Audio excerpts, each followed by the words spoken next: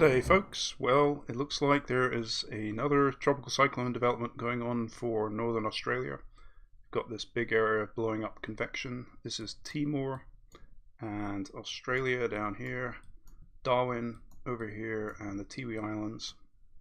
It looks like it's been a day of heavy and gusty showers for Darwin and the Tiwi Islands.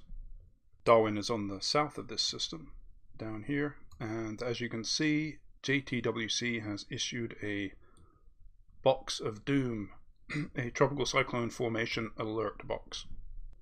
That was the Joint Typhoon Warning Center, and here is the Bureau of Meteorology, which have it as a tropical low, and they're being a bit more adventurous with their track. They have a track, and it becomes Category 1 Australian tropical cyclone, Category 2, and Category 3. Category 3, roughly speaking, is the equivalent of a Category 1 hurricane. So far so good. A hurricane, but well away from land, as you can see. But now let's have a look at what the forecasts are saying beyond this period. Alright, well, let's start with the ECMWF. I'm using windytv.com here, which has an excellent output. And what we're going to look at is the surface winds. I've had to zoom out a little bit to get the whole northwest Australian coastline.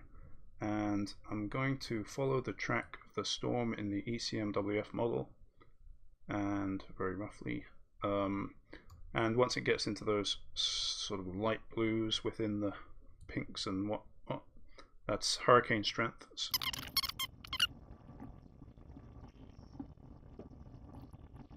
So there you have it. It is missing the northwest Australian coast in the ECMWF model, but then curving round at the very end.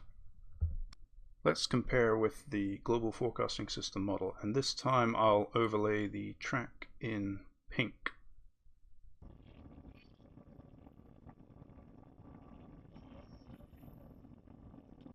So there you have it. It's by this point weakened in the model by the looks of things, as it's moving over somewhat colder waters and maybe getting sheared apart, I don't know. And then look, again there is a second storm developing in the GFS, so both models are indicating a second development as well.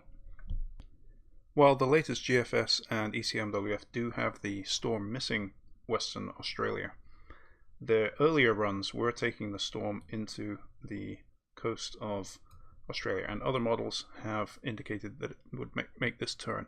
However, more recent runs are giving more of an indication that it will miss Australia. So we're very much in a case of uncertainty as to whether this storm will make that turn and make landfall or miss Australia entirely.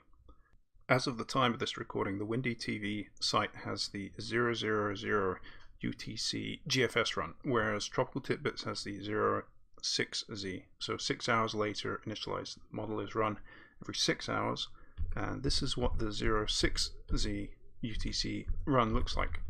It takes the storm and makes that turn and does make landfall over the far northwest side of Australia, and the landfall is at 18 UTC Tuesday, April 9th.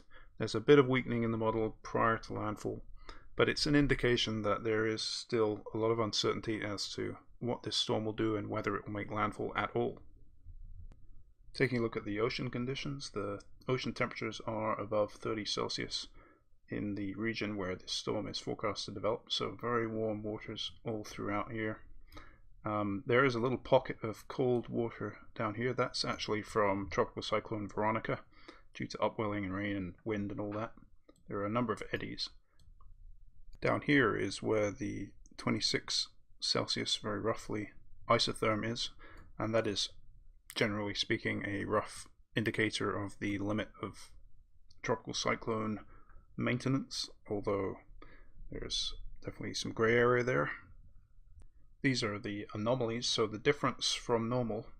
So up here it's above normal, and then where Tropical Cyclone Veronica cooled down the ocean, you can see it's a bit below normal and quite a lot below normal, where it's really done some serious upwelling.